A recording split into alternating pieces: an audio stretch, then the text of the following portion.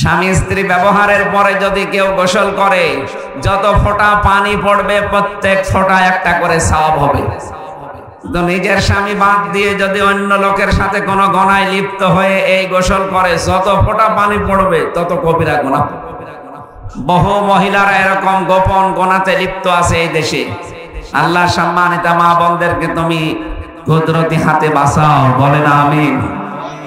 সুতরাং নামাজ কায়েমের আন্দোলনে আপনারও ভূমিকা আছে।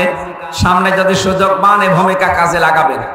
এখানে আর স্বামীর হুকুম, ভাইয়ের হুকুম, বাবার হুকুম মানা যাবে না, কারণ এই হুকুমটা এখন আল্লাহ। এরকম কোন পরিস্থিতি সামনে আসলে অবশ্যই আপনাকে মানা লাগবে। 2 নম্বরে যাকাত দেওয়া লাগবে। বহু মহিলার 7.5 ভরির উপরে স্বর্ণ আছে, এরা যাকাত দিতে চায় না।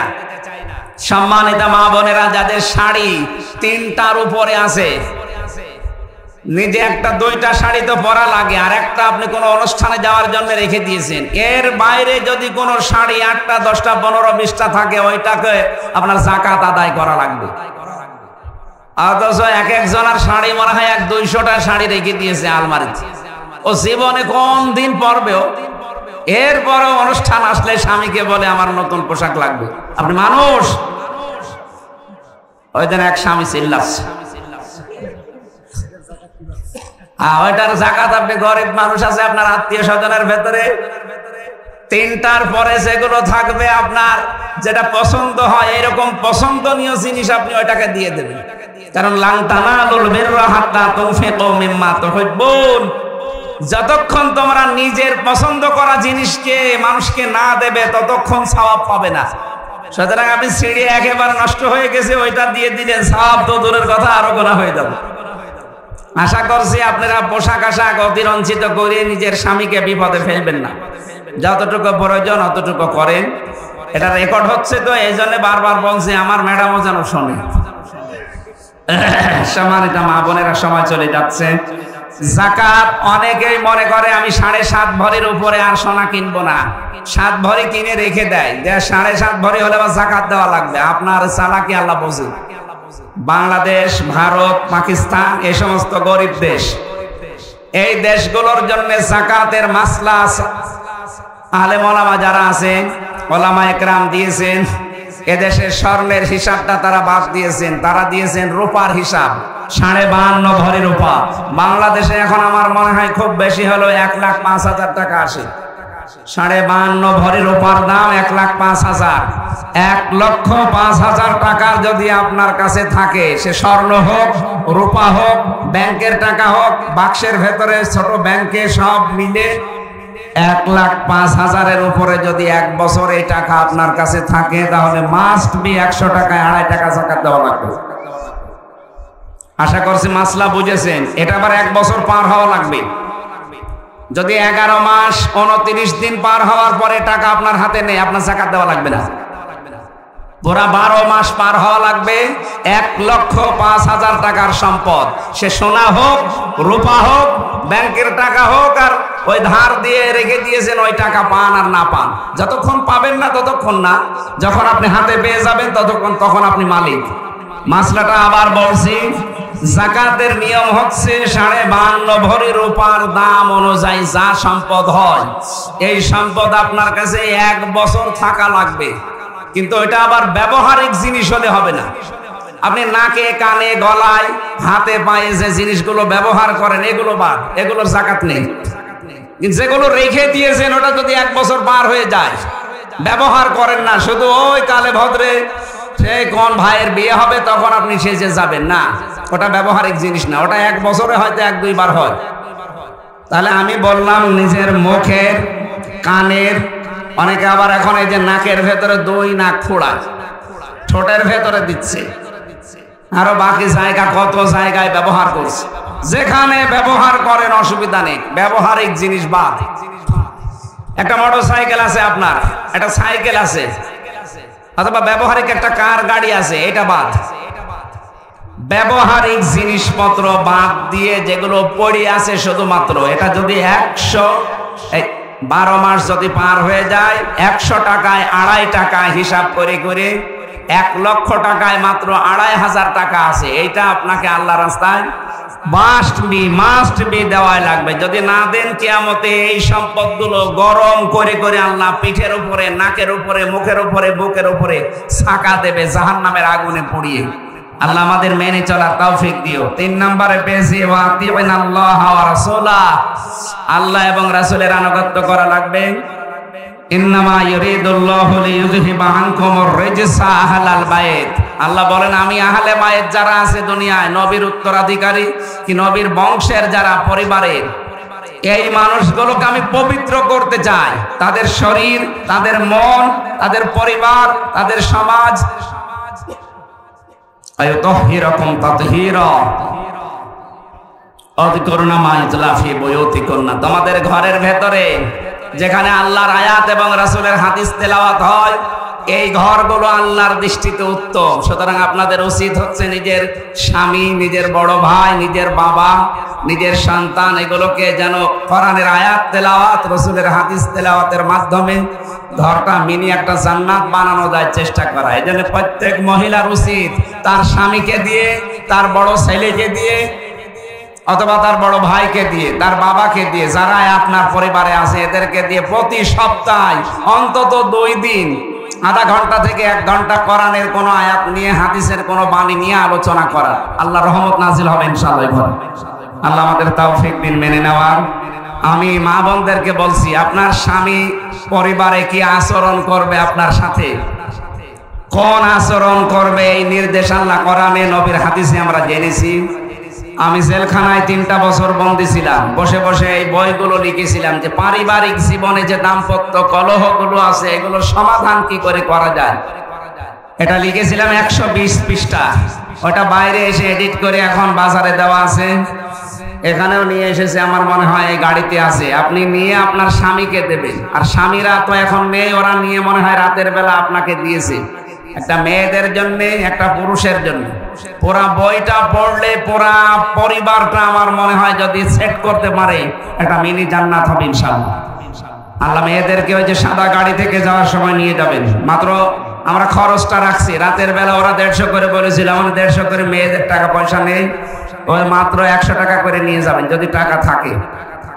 আর না থাকলে আমার নাম বলেন, ফেরি দিয়ে দেবেন। আবার লস হয়ে যায় না যেন। প্রশ্ন দিয়েছেন মেয়েদের ইসলামী আন্দোলন করা কি জায়েজ? জায়েজ মানে ফরজ।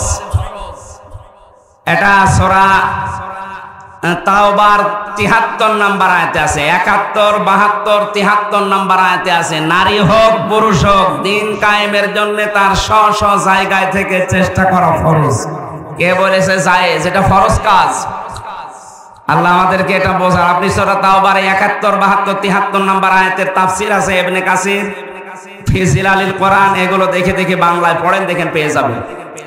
বাড়ি বাড়ি গিয়ে মহিলাদের মাহফিল করা জায়েজ আছে কিনা? সম্মানিত মা বোনেরা, বাড়ি থেকে বের হওয়ার সময় কয়েকটা নিয়ম আছে। প্রথমে আপনার স্বামীর অনুমতি নেওয়া লাগবে। আর স্বামী যদি আবার আবু সেহেলের মতো হয়, দিনের কথা শুনলে তার রাগ হয়ে যায়, এইরকম স্বামীর কথা মানা যাবে না। যদি এরকম পরিবেশে আসে, তাকে বোঝানো লাগবে প্রথমে, দেখো তোমার সাথে সাংসারিক জীবনে আমি আছি, কিন্তু এর পরের যে জীবন, এই জীবনে তো তুমি নেই। সুতরাং ওই জীবন আমার তৈরি করা লাগবে। দিন শিক্ষা করা যেহেতু তলাবুল ইলমি ফারিদাতুন আলা কুল্লি মুসলিমিন ওয়া মুসলিমাতিন, নারী পুরুষ সবার জন্য ফরজ। এজন্য এরকম পরিবেশ কোনো জায়গায় যদি তালিমের মাধ্যমে, শিক্ষার মাধ্যমে দেয়, কিন্তু সেখানে দেওয়া লাগবে মেয়েদের। পর্দা বাদ দিয়ে যদি কোনো পুরুষ মানুষ মেয়েদের সামনে কিছু করে, এটা জায়েজ নেই, হারাম। এজন্য পরিবেশটা, ওনাদের কণ্ঠ যেহেতু পর্দা, মেয়েরা সাউন্ড বক্সে দেখি অনেক জায়গায় কথা বলছে, এটা জায়েজ নেই, এটা ছড়িয়ে দেবেন, এটা হারাম। চট্টগ্রাম বিভাগে এগুলো বেশি হয়, এই এলাকায় এগুলো নেই। হ্যাঁ, না, এটা জায়েজ নেই। কে করে? এলাকায় কারা করেন? মাইকে মেয়েরা যারা সাউন্ড বক্স নিয়ে এই মেয়েদের ভেতরে, হ্যাঁ, এমন আওয়াজ দেবেন যেন বাইরে না যায়, কিন্তু বাইরে যেতে পারবে না মেয়েদের আওয়াজ। স্বামী যদি নিষেধ করে মাহফিলে যেতে, যাওয়া যাবে কিনা?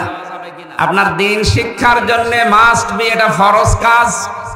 আল্লাহ রাসূলের কাজ যেটা, সেটা স্বামী না। দুনিয়ায় যত মহারথী হোক, তাদের কথা মানা যাবে না। লা তাআতা লি মাখলুকিন ইল্লা বিমাসিয়াতিল খালিক।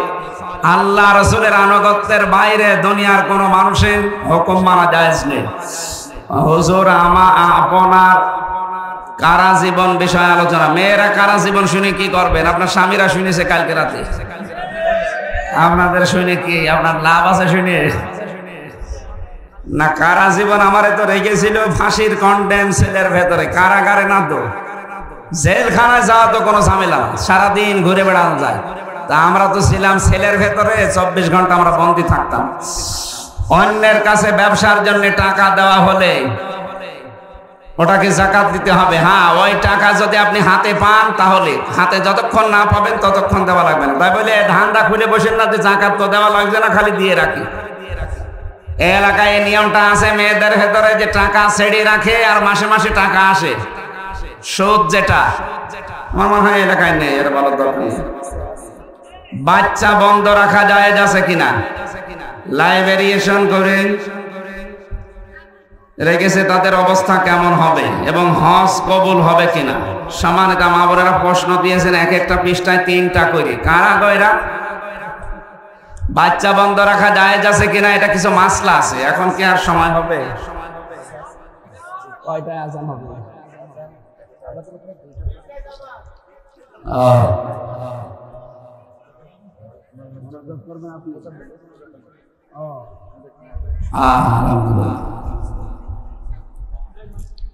সম্মানিত মা বোনেরা, এটা স্থায়ীভাবে বন্ধ করা জায়েজ নেই। বাচ্চার এই বিষয়টা স্থায়ীভাবে বন্ধ করা জায়েজ নেই। যদি ওই রকম পর্যায়ে আপনি চলে যান যে আপনার জীবন বা বাচ্চার জীবন, একটারও জীবন বাঁচানো যাচ্ছে না, এরকম পরিস্থিতিতে ডাক্তাররা বোর্ড বসাবে। বোর্ডের মাধ্যমে সিদ্ধান্ত নিয়ে যদি বলে না এখানে আর রাখা যাবে না। এই যে আমার ম্যাডামের বাচ্চা 3টা, এই মনে হয় 18-20 দিন আগে একটা এসেছে, আর এর আগে একটা 10 বছর, একটা 4 বছর। এই শেষেরটা হওয়ার সময় আমরা ঢাকাতে নিয়েছিলাম। বাচ্চাটার এই গলার ভেতরে নাড়ি ভুড়ি সব পেঁচিয়েছিল, উল্টিয়েছিল। তারা ঢাকার বড় বড় 4 জন মহিলা ডাক্তার মিলে ওনারে অপারেশন থিয়েটারে নিয়ে আমার পরে খবর দিল যে আর আপনার ম্যাডামকে বাঁচানো সম্ভব না, আমাদের আয়ত্তের বাইরে চলে গেছেন। এখন বাচ্চা বাঁচাতে গেলে মা বাঁচবে না, মা বাঁচাতে গেলে বাচ্চা বাঁচবে না, যে কোনো একটা নেওয়া লাগবে আপনার। যাকে যে অবস্থায় আছে 2 জনেই লাইফ সাপোর্টে। আমার ডাক্তার লাইলা নূর বলে একজন আছে, উনি সর্বোচ্চ 8 দিন হাসপাতালের বড় ডাক্তার। বলবেন যে কি করবেন তাড়াতাড়ি জানান, আমরা খুব ঝামেলায় আছি। যদি এখন ওনার সন্তানের নাড়ি কেটে ফেলে দেওয়া লাগবে, জরায়ু বাদ দেওয়া লাগবে, তাছাড়া উপায় নেই, তাছাড়া বাঁচানো যাবে না ওনারে। এখন তার জীবন মরণ নিয়ে টানাটানি, বাধ্য হয়ে আমি তাও কয়েক মিনিট চুপ ছিলাম। দেখি, চিন্তা ভাবনা করে দেখি। আমি বললাম একটু দেখেন না কেন, কিছু করা যায় কিনা। বলছে না, আমাদের হাতে আর নেই। শেষ পর্যন্ত কেটে বাদ দেওয়া লেগেছে। সম্মানিত ভাইরা, সম্মানিত মা বোনেরা, আমার জীবনের উপর একটা ঝড় বয়ে গেল। আল্লাহ একটা পরীক্ষায় ফেলে দিলেও 3টা মেয়ে আমাকে আল্লাহ দিয়েছেন। নবীজি জানিয়েছেন যার 3টা মেয়ে আল্লাহ তাকে 3টা জান্নাত দেবে, যদি ওর লালন পালনের ব্যবস্থা, দিন শিক্ষার ব্যবস্থা এবং সৎ পাত্র দেখে যদি পাত্রস্থ করতে পারে। আমার যেন এই 3টা কাজ সঠিকভাবে আঞ্জাম দিয়ে আমি যেন এই মেয়েদের মাধ্যমে জান্নাতের অধিকারী হতে পারি। আল্লাহ তৌফিক আমাকে দান করেন। সাময়িকভাবে যদি ওইরকম হয় তাহলে আপনি বন্ধ করে দিতে পারেন, স্থায়ীভাবে বন্ধ করা জায়েজ নেই। এরপরে হজ কবুল হবে কিনা, এটা তো আপনার এই যে সম্পদ নিয়ে আপনি হজে যাচ্ছেন, টিকিট কেটে বা হজের খরচে, এইটার উপরে নির্ভর করছে আপনার এই কর্মজীবনের উপরে। বোনের জমি ফাঁকি দিয়ে, ভাইয়ের জমি ফাঁকি দিয়ে ওইটা আপনি বেচা কেনা করে হজে গেলেন, জায়েজ নেই, আপনার হজ হবে না তখন। আর ওইটার সাথে এটার সম্পর্ক না যে বাচ্চা বন্ধ হয়ে গেছে বলে আপনার আর হজ হবে না, না, ওটার সাথে এটা সম্পর্ক না। আমি একজন বাংলাদেশ জামাত ইসলামের সদস্য। স্বামী যদি এই কাজের জন্য সবগুলোতে কঠিনভাবে নিষেধ করে, তাহলে আমি বললাম না আল্লাহ রসুলের আনুগত্যের বাইরে যায় এমন কোনো কথা স্বামী না স্বামীর বাবা বললেও শোনা যাবে না। যেহেতু দিন কায়েম করা এটা একটা ফরজ কাজ, এই ফরজ কাজে বাধা যেই দিক তার কথা মানা যাবে না। হঠাৎ করে উঠে যাওয়া রাগ নিয়ন্ত্রণ করার উপায় কি?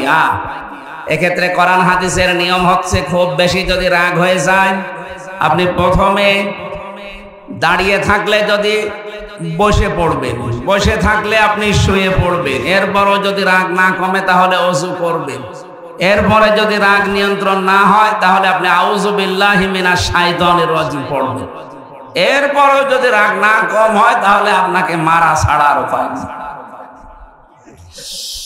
মেয়েদের চুল বিক্রয় করা না জায়েজ নেই। এটা চেয়ারে বসে নামাজ পড়া জায়েজ আছে কিনা? চেয়ারে বসে নামাজ পড়া যদি ওই রকম পরিবেশ হয় আপনার জন্য মাজুর, মাসলা নেই। কিন্তু ইচ্ছা করে যদি কেউ চেয়ারে বসে নামাজ পড়ে ওর নামাজ হবে না। আমি মাসলা বলছি, মা বোন এবং পুরুষ মানুষ যারা শুনছেন, সম্মানিত মা বোনেরা, নামাজ পড়বেন আপনি দাঁড়িয়ে, এটা ফরজ। যদি না পারেন, অপারগ হয়ে থাকেন, বসে বসে পড়বেন, মাটিতে বসে, চেয়ারে বসে না। এটাও যদি না পারেন তাহলে আপনি শুয়ে ইশারায় পড়বেন। এরপরে যদি আপনি না পারেন, অজ্ঞান হয়ে যান বা আপনার আর পরিবেশ নেই, আপনার নামাজ মাফ। কিন্তু আপনি চেয়ারে বসে বসে যে ফোটানি করবেন, সব কাজ তো সংসারে করে, আর এদিকে এসে চেয়ারে বসে মানে আমার মাথায় লাগবে, আমার সেজদা দিতে গেলে আমার মাথা কেমন লাগে। সারাদিন যে সব কাজ নিজে করেন, এই জন্য চেয়ারে বসে নামাজের অভ্যাস বাদ দেন। যারা পড়েন এটা বাদ দেন। মসজিদে যারা পড়েন ওরা তো ইয়ারকি মারে। কিসের চেয়ারে বসে নামাজ পড়েন আপনি? আশা করছে এই ভণ্ডামিটা বাদ দেওয়া দরকার বাংলাদেশ থেকে। চুল কালো করা জায়েজ আছে কিনা? হ্যাঁ, এটা একটা মাসলার বিষয়। সম্মানিত মা বোন, যদি আপনি চুল কালার করলে আপনার স্বামীর জন্য, বাইরেও লোকদের জন্য না, স্বামীকে সন্তুষ্ট করার জন্য, আকৃষ্ট করার জন্য জায়েজ আছে, বাকি কারো জন্য জায়েজ নেই। আমি এ পর্যন্ত বলে আজকে শেষ করছি। আপনাদের কাছে আর কারো প্রশ্ন আছে? মা বোনদের ভেতরে যে দান সাদগার জন্য যারা গেছে, একটা নিয়ত করে ওনাদের কাছে আপনার এই টাকাগুলো দিয়ে দিন। আগামীতে অনুষ্ঠানটা যেন ওনারা আবার এভাবে করতে পারে। এবার কিন্তু ডবল খরচ হয়ে গেছে। এই যে নিচতলায় আপনাদের যে বসতে দিয়েছে, এর কারণে এদের প্রায় 20-25 হাজার টাকা আলাদা গেছে। একজন মা টাকা পাঠিয়েছেন 5,000 নাকি? ও শহীদুল, শফিকুল। আমি যে বাড়িতে এসে আজকে ছিলাম মেহমান হিসাবে, উনি 5,000 টাকা ওনার বাবার জন্য দিয়েছেন। আল্লাহ যেন কবুল করেন। ওনার বাবা হচ্ছে মরহুম সাদ আলী খা। আল্লাহ তাকে যেন জান্নাতুল ফেরদাউস নসিব করেন। আমরা ওনার সাথে দোয়া করবো ইনশাআল্লাহ। আল আজহার স্কুল এবং কলেজ, এখানে এটা একটা ট্রাস্টের প্রতিষ্ঠান, আল আজহার এডুকেশন ট্রাস্টের একটি প্রতিষ্ঠান, কানেক্টিং বাংলাদেশ ঢাকা। এখানে বৃত্তি পেয়েছে প্রায় 94 জন অভিজ্ঞ শিক্ষক শিক্ষিকা আছে এখানে আপনাদের ছেলে মেয়েদেরকে। এটা মনে হয় পাবনা আটঘরিয়া হাসিপাড়া। সাইদুল ভাই আছে দায়িত্বে।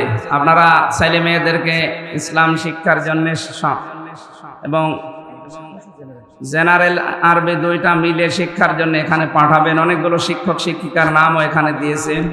আমি আশা করছি ভালো হবে। আমি তো সঠিক জানি না, আশা করছি ভালো হবে, যেহেতু দায়িত্বশীল যারা তারা এই কাজ করছে। আল্লাহ আমাদেরকে তৌফিক দিন। এখানে আমাদের ছেলে আশপাশে যারা আছেন এখানে মজিব ভাই, শেখ মজিব ভাই, জীবিত মজিব ভাই